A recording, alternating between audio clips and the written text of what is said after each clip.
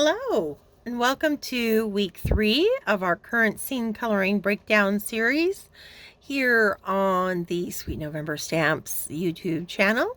I am Amy. I'm co-owner and illustrator of Sweet November Stamps, and we are currently celebrating Fae-bruary as Sweet November Stamps, and that's just where we take the month of February and shine the spotlight on our favorite little magical winged characters, our fairies, whether they be in digital or clear format. This particular cutie is a clear stamp from the fairy hair set. And we've been working on, we've got her skin and her little outfit and all her hair decor all taken care of. And so we're going to finish her up today by coloring in all of that hair and her little wings behind her. And I am going to be using some purples. We're going to give her some purple hair. She is a little fairy after all. And I'm going to try to keep it... I want it like a lighter kind of light lilac kind of shade of purple hair. That's my goal today anyway. So I am going to pull out that same VO1 that I used last week to be the shadow color in her skirt, and it's going to be the base color for her light purple hair. And we are going to kind of tackle this in sections since the hair makes up the majority of this image. So I am going to, I think, kind of do this right-hand side first, and then we'll go over there and kind of meet in the middle. So we established early on that our light source is coming in and hitting our fairy from the left-hand side. And so I'm always just kind of keeping that in mind as I start laying in my colors on whatever section it is I'm currently working on. So she's got her hair kind of waving down, this where it kind of bumps up the highest. I've kept a little bit of a white highlight for now. Here where it bumps out around her forehead, I'm keeping a white highlight there. It doesn't mean that I'm going to keep it white till the very end. I most likely will be kind of filling it in, but this is just kind of helping me map out my dark versus light areas in the hair. And I'm always kind of following those artist drawn lines to so that the flow of the hair stays consistent. So I use those lines as my guides as I'm pulling my hair strands out from her head and down as it waves away from her body there.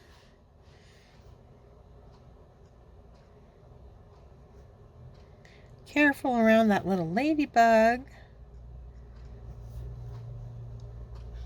She's got some pretty bold pinks making up her body there, so I don't want to accidentally pull those out into the light purple hair.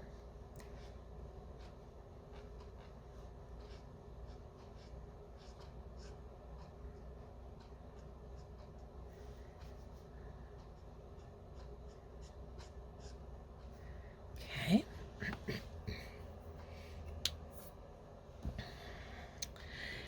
And from the VO1, I'm going to do V12.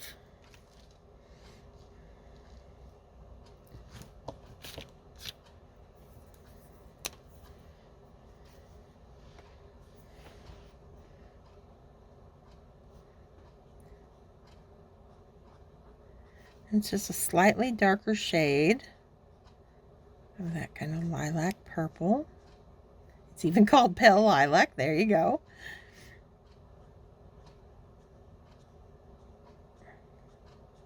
Pretty generous with it back behind her hair, or I mean her head. because, you know, that part of the hair is going to be pretty deeply cast into shadow by the head, the face, and all the hair falling in front of it.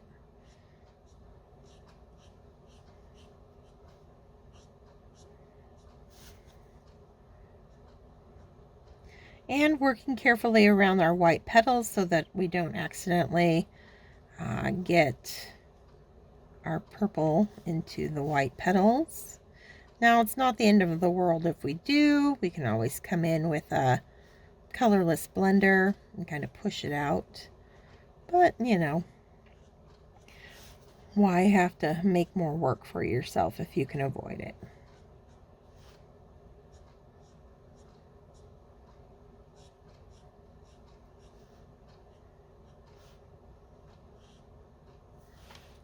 Okay.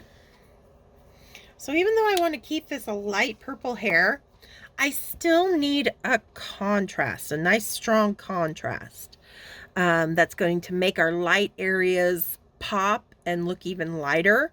That's I'm always kind of promoting you to not be afraid of putting some darker colors in there, or some kind of the ugly colors, as I sometimes call them, the ones that are really have a strong gray tone to them, because those markers really, your darks make your lights look lighter. You need that play of contrast is going to take a light head of hair that's all just light tones from flat to wow. Because right now I could be pretty close to having a very light purple hair, but it's really flat. It's not as interesting as it will be once we start getting some of our darker purples in there. My big decision is which of those dark purples I want to use. And I'm kind of leaning towards a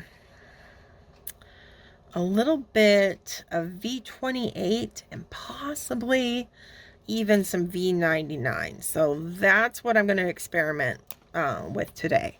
This is not a combo that I've done before. I'm just kind of playing because that's what I like to do. I like to kind of see how far I can take my markers and what kind of end results I can get by jumping and mixing different markers than you might normally think to do. It's what keeps it fun for me. And so you guys are along for the ride. We're keeping our fingers crossed that it works out the way I want.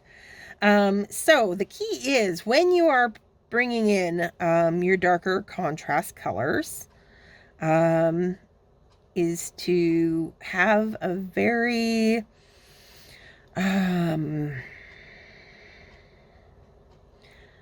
what's the word? It's kind of escaping me here. You just want to have some restraint on how much you put down, because it's easier to add color than it is to take away.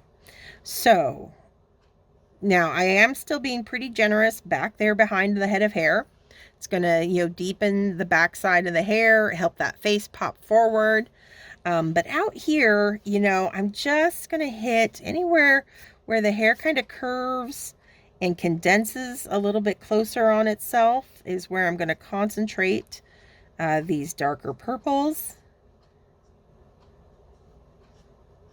The V28 is a lot of gray tone to it.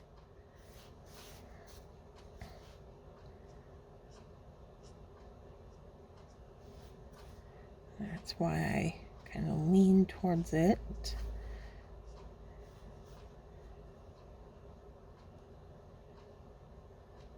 It's not an exciting color on its own, so it's probably not in many Copic collections. It's not one of those wow colors that kind of catches your eye and makes you want to buy it at the store.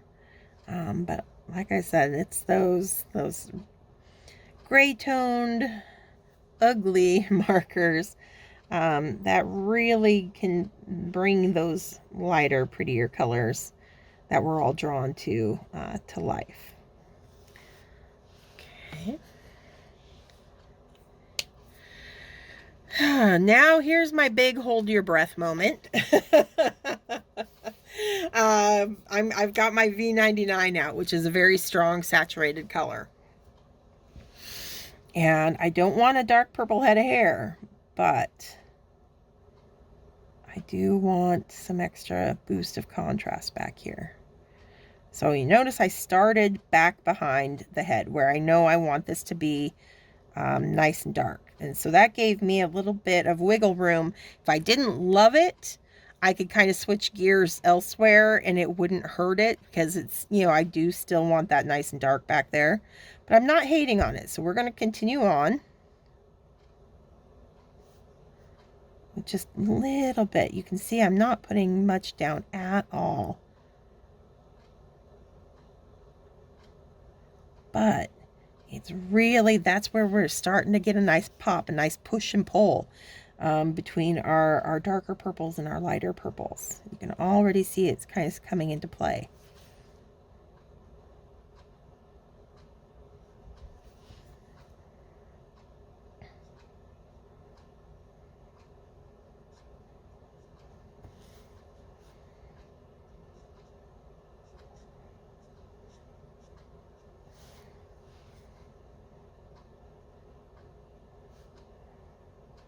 Oh, I got a little bit on that white petal there.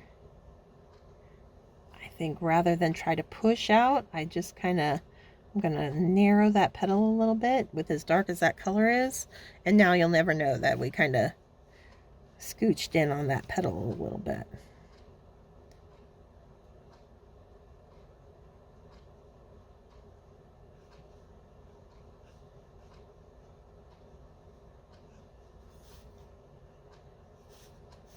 Okay.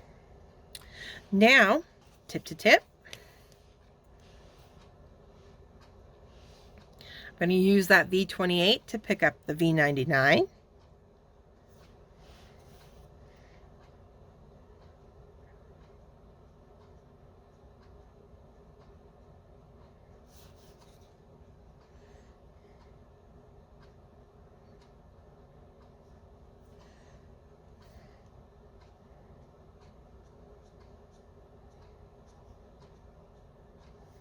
And I'm going to be a little bit more generous with my pull than I was the first time around with that V28.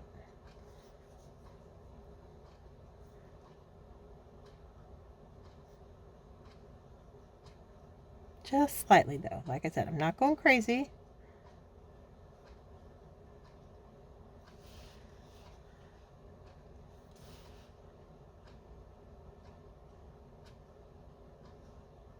Because I can always add more later if I feel like I need it. But it's harder to take it back if you overcolor.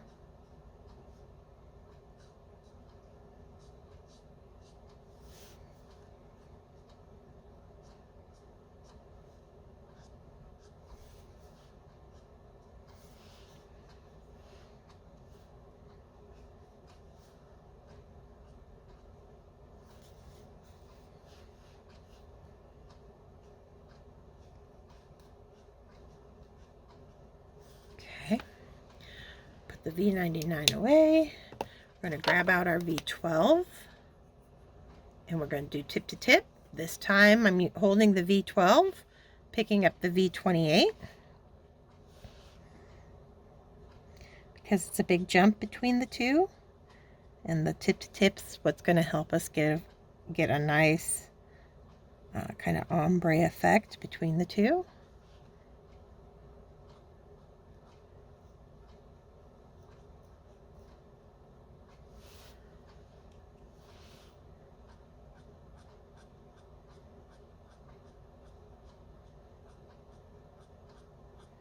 And I'm going to be pretty generous with this V12 because it's kind of our main color in our hair combo.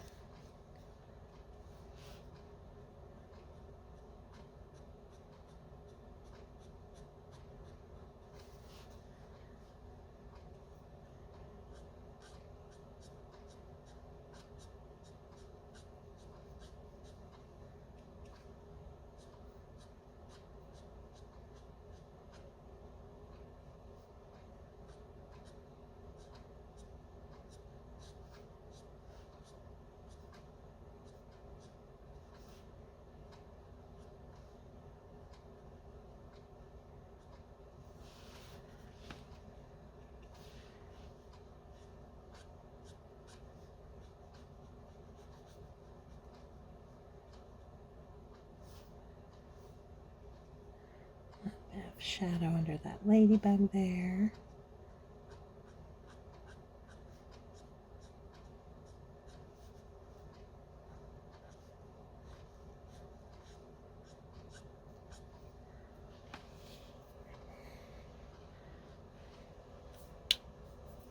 Okay.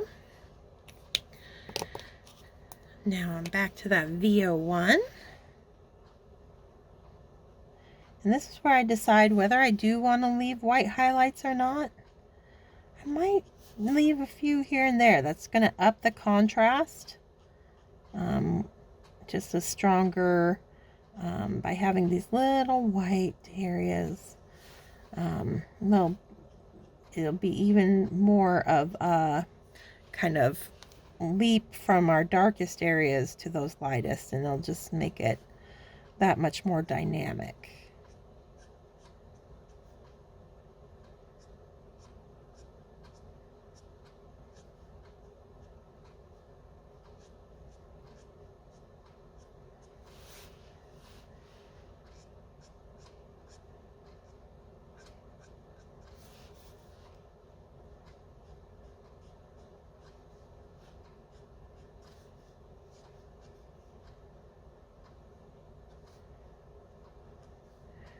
Okay. We're going to do the same process over here on this side now. Like I said, this girl is all about the hair. So if you like coloring hair, we've got the fairies, the fairy hair fairies. There are the little mermaid hair, the same style of character, but as mermaids with all their flowing hair. And they can be, like I said, if you're a fan of coloring hair, they're a lot of fun.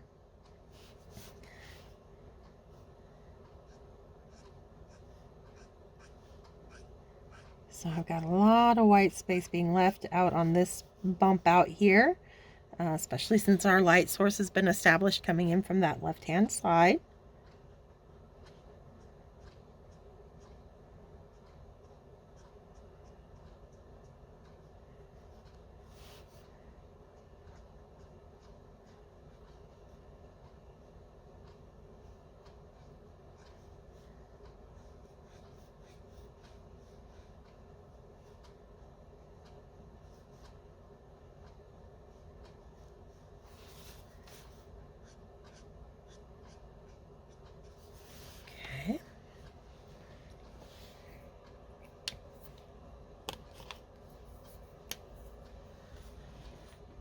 The V12.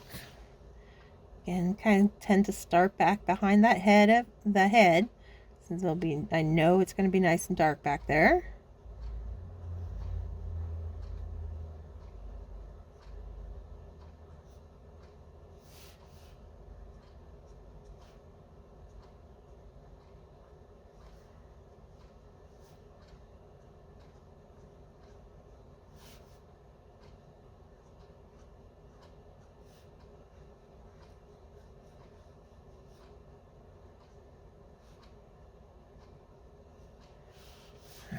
Right now.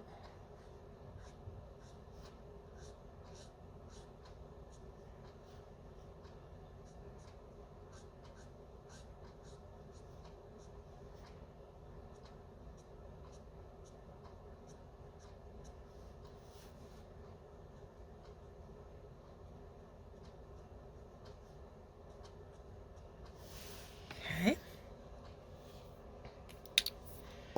The V28 is next.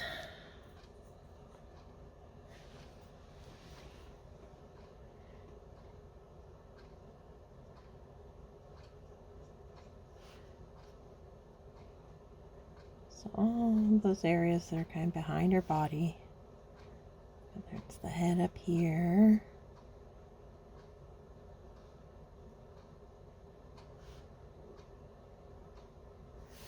Her little skirt and legs down below.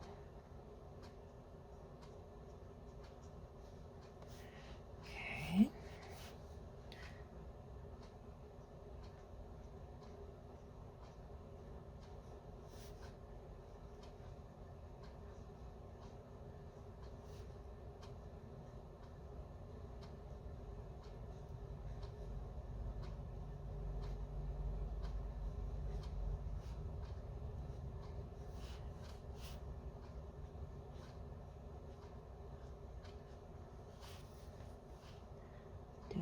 hole here, but I'm not going to be as generous out front here with these two darker colors, even as I was over on this side of the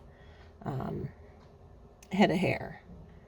Just going to get little hints kind of around that arm, like so. And I think just one little swipe. Let's do a little bit, just a hint of it right down there. There we go.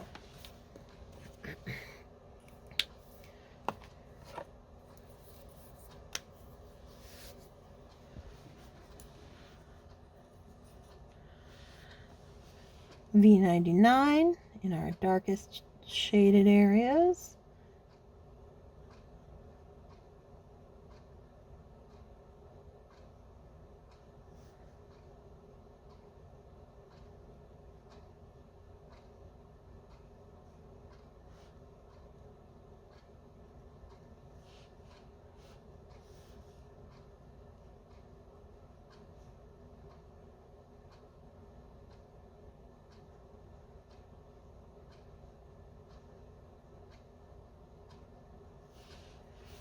A little bit down here.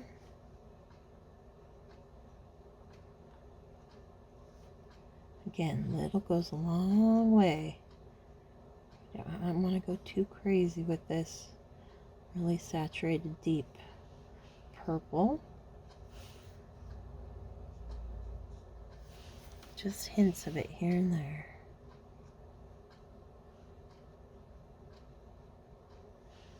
Okay. Tip to tip, working our way back down. So I've got the V28 in my hand, picking up the V99.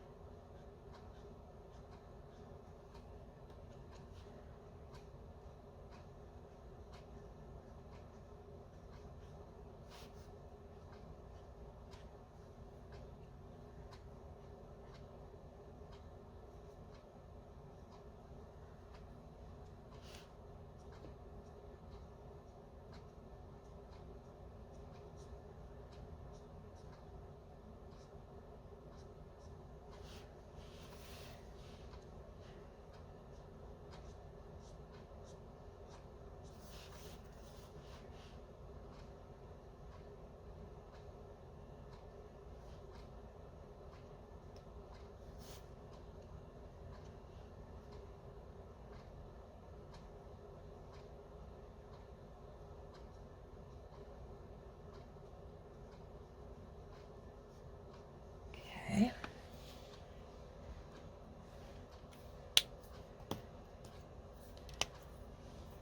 Pulling out that V12. Now I'm picking up the V28 with it.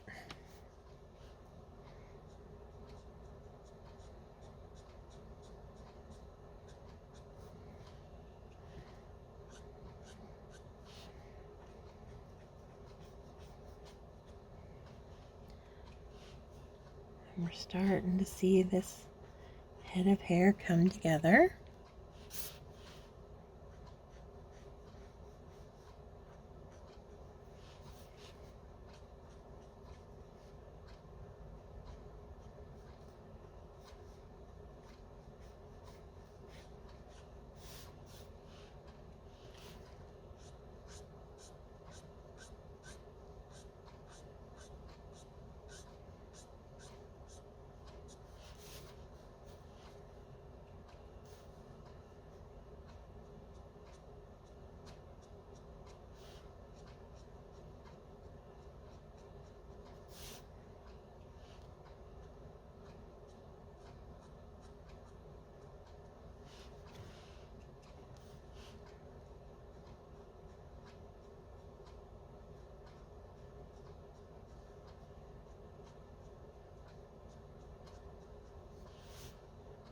Okay.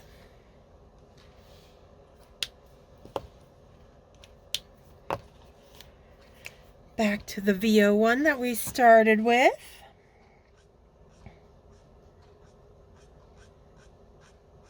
And Again, just deciding how much of that white highlight I want to retain. Doesn't take a lot to give you that extra shine and a healthy head of hair.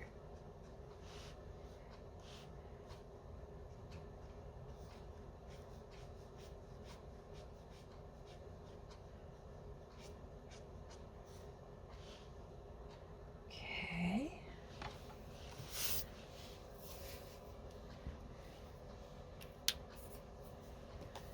Now we're going to do her little wings.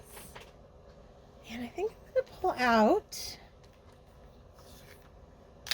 some G000. I don't know if I'm completely done with the hair yet or not, but I wanted to give it some time to dry before deciding whether I want to add any more details in there. And so it's a good time to start tackling the wings while I allow that hair some time to kind of dry and lighten up, so I get a truer sense of where the colors are landing. So that was G000. I'm going to come in with some G00.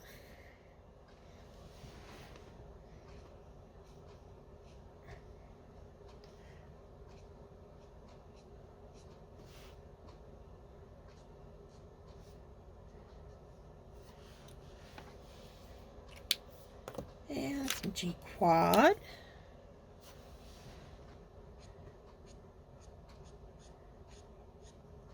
Again, not filling it in completely. I'm going to rely on that white cardstock to give it a nice highlight.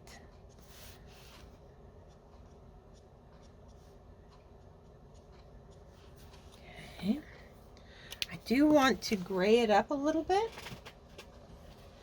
And I'm going to do that with some BG 72 and 70. I'm going to use tip to tip from the get-go. I'm not going to put the 72 on directly on the cardstock, but I am going to use my 70 to pick it up.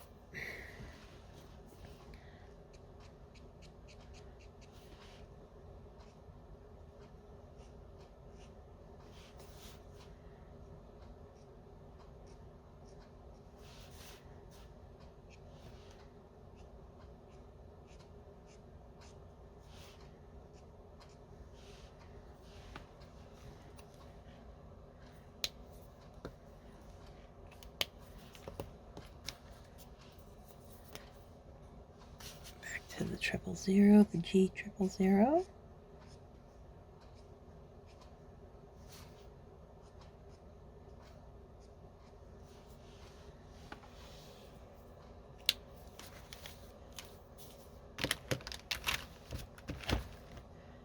Now, let that dry for a second. Don't have to wait too long because I don't necessarily care if it kind of expands a little bit. But this is where I am finally going to come in with some BG72 on its own. And I'm just going to use the tip of the nib, kind of like a stamp, where I'm just going to kind of give it some pressure and create some little spots and dots. Patterning her wing here.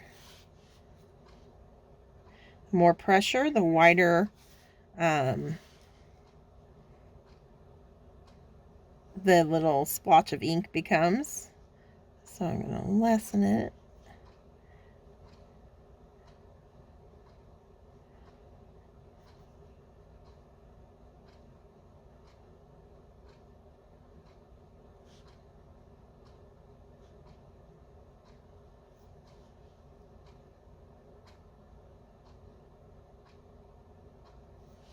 I'm just kind of creating a crazy little spotted pattern. I don't have to mimic it exactly. There's a lot of her wing covered up over here. So as long as I just kind of mirror it enough, I'm not going to worry too much about, if it's exactly the same. It's going to read close enough. If I just get some little spots and dots over there as well. Okay.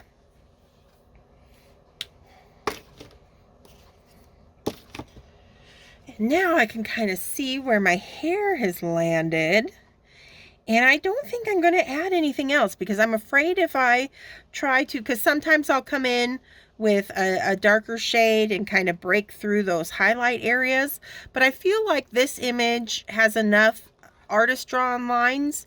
I don't need to do that and risk going, getting a darker purple than what I wanted. Because right now I have these lovely, really light lilac highlights, accented by those deeper, darker purples where we wanted to push that hair back.